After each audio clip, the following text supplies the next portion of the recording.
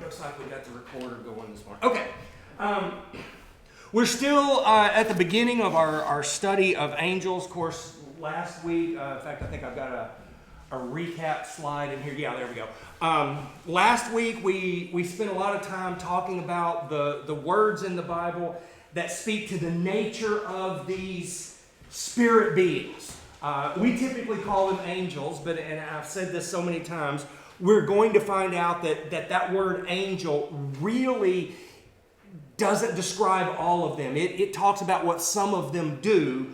All of these spirit beings are not angels, but we tend to use that word, and so if it slips out every now and then, I'm just using the language accommodatively. But we noticed last week that they are almost universally referred to as spirits, but there are other places where these beings are called heavenly ones or even holy ones, or even divine beings. And that's the fun one, because there are times when the Old Testament uses the word Elohim, which if we know any Hebrew, we think, oh, that means God, but we also know from Scripture that it's used in places about beings that are not Yahweh. And I heard it best said one time that Yahweh, the one God, is an Elohim, but not all Elohim are Yahweh. So he is unique, but there are other spiritual beings.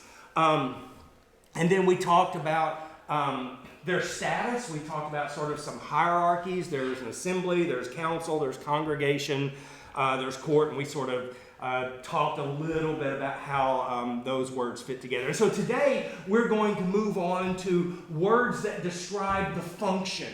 What is it that these spirit beings do?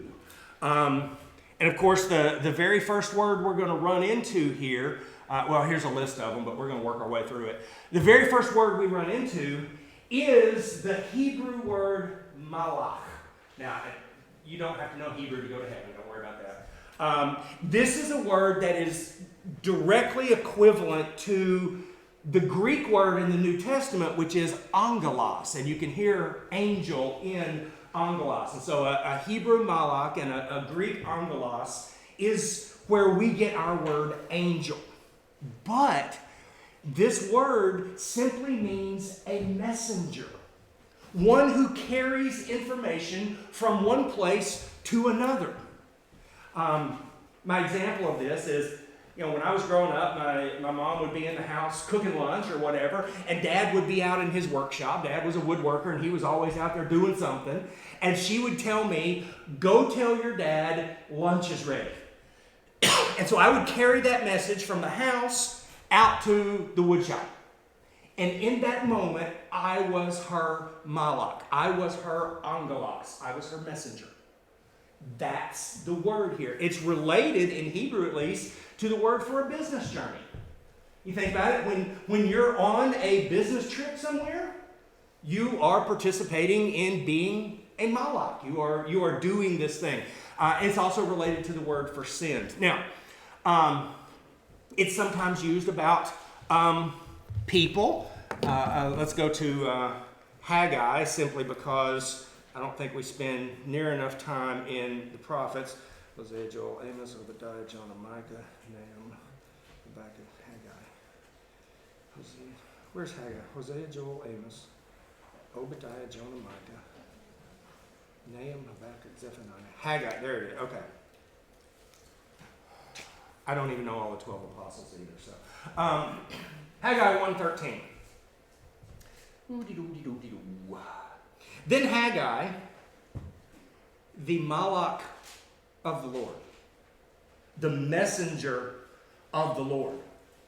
And so, and this is the word. If you look at this in Hebrew, it's the word that in other places would be translated angel, but here it's a human, and he is a messenger. Now, keep in mind sort of what this word has in its background. It's about a journey or being sent. So the word is less about the message, it's less about the content, and it's more about the idea that you have sent this person out with a purpose. In that sense, it is not unlike the New Testament word that means one who is sent out, or as they would say in Greek, apostle.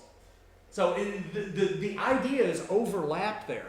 Now, if you go back to Genesis 18, and we won't read all of Genesis 18 and 19. This is part of the Abraham story, when Abraham is at his tent one day, and these men show up at his tent. And so he's looking at them going, okay, let's see, 2 legs, 2 arms, a head, probably wearing clothes, walking along the ground. I recognize those. Those are men.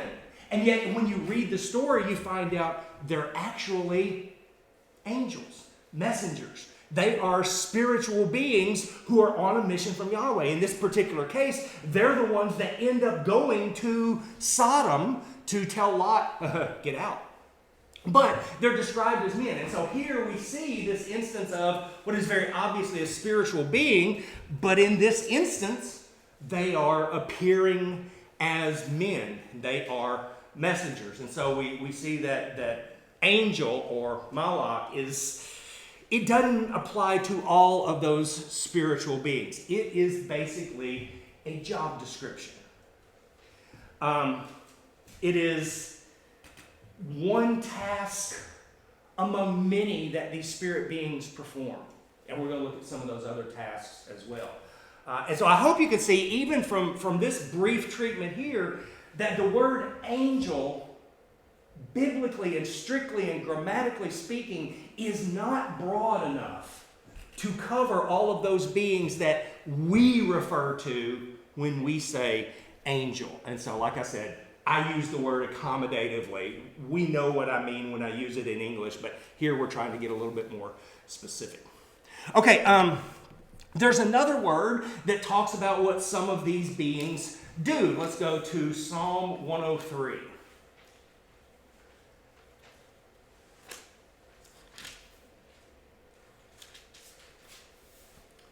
Psalm 103, verse 20. Bless the Lord, O you his angels, his messengers, you mighty ones. Mighty ones is one of those words we talked about last week. Who do his word, obeying the voice of his word. Bless the Lord, all his hosts, his ministers who do his will. It's this little Hebrew word, seret. Again, you don't have to know Hebrew, but suffice it to say, this is a word that means someone who is serving God. It's a word that's also used about priests, human priests, ministers. They do this too, but here, particularly in Psalm 103, we see these spirit beings are doing some sort of service to God. And of course, there I've got the references where it's talking about human priests doing that. And so you've got messengers, and then you've got ministers or servants or whatever word you want to use there. Now, when we get over into Daniel, there's a word that shows up there, and it's 3 times in the book of Daniel.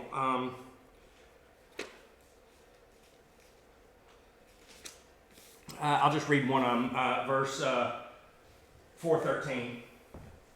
I saw in the visions of my head as I lay in bed, and behold, a watcher, comma, a holy one. We talked about how holy one is a description of some of these beings. And here they're called a watcher. Now, this is a word that is used in Daniel. It may be used in Zechariah. I don't remember. I think it's only in Daniel. And I'm going to give you a little bit of background on why that is. You know that the Old Testament is written in Hebrew. Well, most of it. There are some chapters in Daniel and some chapters in Ezra and Nehemiah that are written in Aramaic. Now, Aramaic is very close to Hebrew. It is closer to Hebrew than you might think that English is to German. I could speak a German sentence up here, and if I was very careful to pick my words, you would understand it perfectly, even though I would technically be speaking German. The languages are very close. Well, Hebrew and Aramaic are even closer than that. Once you've learned Hebrew, Aramaic just looks like badly spelled Hebrew. So they're very close. But there is this Aramaic term, watcher. And that shows up in Daniel. It also shows up in the books that are written between Malachi and Matthew, which we're going to talk about in a few weeks. There's this 400 years between Old Testament and New Testament when the Jews were still writing and thinking and trying to understand God. It's just not scripture, but we'll talk about some of their thoughts. They use this word a lot. And the reason is, in that time frame, Aramaic was slowly replacing Hebrew as the language of the common man on the street. Up until this time, people in Israel were speaking Hebrew. They go off to exile, and in Babylon, people spoke Aramaic. They come back from exile, and they are speaking Aramaic. And so it's very related language, but a little bit different. And so this word starts cropping up late in the Old Testament and will be used a lot between the Testaments. Now, having said that, we don't know where this word comes from. We know how it's used. We know what they meant when they used it, but we don't know sort of the origins of the word. There are some people that think it's related to the Aramaic word meaning to protect. There are some people who think it's related to the Aramaic word being awake or watchful, hence the translation, the watchers. But we don't know for sure. And once we get into the books between the Testaments, we're going to see that a lot of the Jews of that day thought that the watchers were the guys over in Genesis 6. When man began to multiply on the face of the land, daughters were born to them. The sons of God saw that the daughters of men were attractive, and they took them as their wives. And you get this really bizarre passage in the first 4 verses of Genesis 6. And the Jews between Old and New Testament thought those were best described as the watchers. We'll talk more about that later. But for today's purposes, I want you to understand that this is another word apparently describing a function. Something that these spirit beings do. They apparently keep an eye on what's going on. They are also messengers. If you read Daniel, they bring Daniel messages from God. Now this is probably my favorite one, Saba. And I'll tell you why in a little bit. But the Hebrew word Saba just means a bunch of people. It's a big mass of people. It's in Psalm 68. It is often used about forced labor and slaves and stuff like that. In Numbers, it's about people who have been drafted. But think about that. It means a mass of people, a bunch of whatever it is. Now, let's go back to 1 Kings 22. This is a passage that we're going to become very familiar with over the course of this study because it is this wonderful picture of this scene in heaven. Verse 19, Micaiah said, "Therefore hear the word of the Lord. I saw the Lord sitting on his throne, and all the Saba of heaven standing beside him on his right hand and on his left." There's this mass of beings that are surrounding God. In fact, in the passage we read in Psalm 103, this word Saba is used there. His ministers are hosts. And it means a whole bunch of people. Now, this is a word, believe it or not, we are familiar with. Because you will find, particularly in some of your older translations, you will find that phrase that I've thrown up there, Lord Sabaoth. And almost invariably, when someone stands up to read Scripture and they come across this word, they're going to say Lord Sabbath. It's not the word Sabbath, but you can see it's close, and so someone reading it can very easily make that mistake. It is Sabaoth, which is the plural of Saba. And so the idea is the Lord of all of the masses, the Lord of all the powers. Most scholars think it's probably best translated as Yahweh Almighty, the one who's in charge of all of the mass of everything. So if you ever run across that phrase, Lord Sabaoth, number one, don't call it Sabbath. I won't get on to you if you did. And number two, its idea is God is in charge of everything. He is the Almighty One. Another word here, and this one we've already read it over in Psalm 103 when it talks about God's messengers, his spirit beings, his angels, his ministers. They are the mighty ones. This is a word that describes warriors. And so you get this glimpse of his spirit beings as the one who goes out and fights on God's behalf. It's also leaders and even upstanding citizens. At the beginning of Ruth, too, when they go to the gate of the city, and Boaz is wanting to know, is there a kinsman for Ruth? He goes to talk to the mighty ones of the city. In most of our translations, it's going to be the elders of the city or something like that. But it's this word. And so again, we see it's not a word that in and of itself means spirit beings, but it is used from time to time to describe them, to tell you what it is they're all about and what they're doing. And so you get this picture of these spirit beings as a whole mass of them, and they're mighty ones, and they're warriors, and so we get these glimpses of what they're doing. And then there's cherubim and seraphim. We probably know these words. Both of these words are related to beings that seem to be guarding God in some way. When they are described bizarrely. Sometimes they have animal parts, sometimes they have human parts.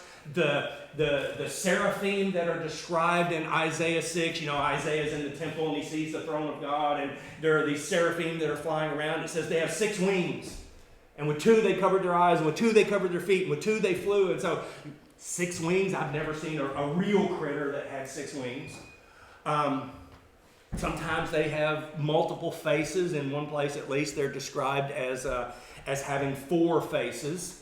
And so, again, these are just bizarrely described creatures, but I think it's because when people in the Old Testament are trying to describe it, they don't have words to describe it. It's so otherworldly. They're trying to capture the sense of it here.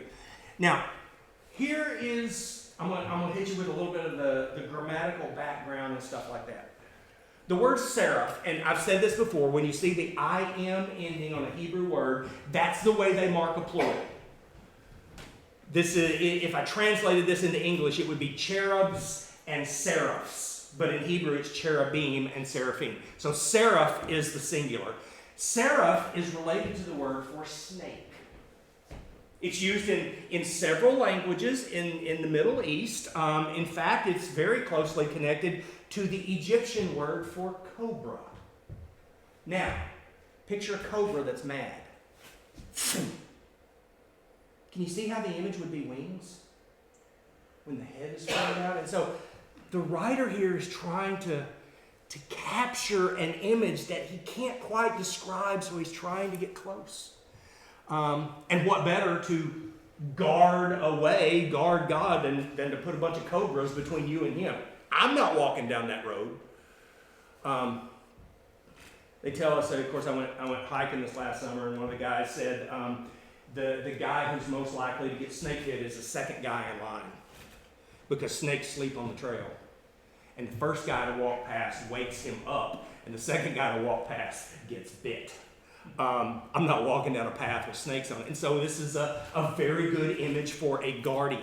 And cherub seems to be related to the word for prey. And so he forms a barrier between the unholy and the holy. He keeps the unclean away from the cleanness of God. And so again, both of these words seem to be related to somehow guarding the throne of God. And again, one of the best images there is Isaiah 6. So again, I'm not going to describe all of these spirit creatures as cherubim or seraphim, but there are some spirit creatures whose job is, in that moment, to guard the throne of God. And in that moment, they are cherubim or seraphim because that is their description. Just like there are other spirit beings who, in the moment, are carrying a message, and so we would call them malach or angel, because that's their job description in the moment. So again, we're talking here about the function that these beings do. So to wrap this section up, how am I doing on time? Okay, we actually may have to end here. To talk about angels in the Old Testament, to use that word for all of the spirit beings in the Old Testament is too simplistic. Now, again, I know we're going to keep doing it. I'm going to keep calling all of these guys angels. That's just the way it works in English. But just be aware there's more going on here. And for an Israelite back in the day, he would have immediately understand if you said malach or angel. He would know, okay, humans can do it, but you're probably talking about a spirit being. But he also recognizes not all spirit beings are angels, because they're not all doing the same thing. Angel is what they do, not what they are. So, from here, moving forward, we're going to talk a little bit more about vocab in the Old Testament. We're going to talk about how we've sort of missed some of that and what the Old Testament describes as going on. We're also going to look at, like I said, some of the writings of the Jewish theologians between the Old and New Testament, because that really flavors what the Jewish people in the New Testament days were saying and thinking when they used some of these words. So, that's sort of where we are. Now, let me see. Question. Yes, sir. Did you have those cherubim, how do you say it, seraphim? Cherubim and seraphim. Weren't they also on the Ark of the Covenant? Mm-hmm. If I remember. Yeah, there's an image of them. They are molded into the lid of the ark. They are. I think in that case they're described as cherubim. Okay. But again, they are over the top of the ark, so they're kind of in a guarding position. And I've probably said this before, but if you want a good look at what the Ark of the Covenant looked like, go watch Indiana Jones, Raiders of the Lost Ark. They did their homework when they designed that movie prop. It matches the biblical description. And if you remember, on the top of it, there are those That's what I was remembering. those angelic figures, but they're not angels, they're cherubs. Right. So, yeah. Okay, moving forward from here, we're going to talk about some of this heavenly host and how they serve God. And I'm gonna do this first question here, and then we'll be done for today. A lot of questions that people have about some of these spirits. Are they eternal? Some of these other questions we'll get to next week.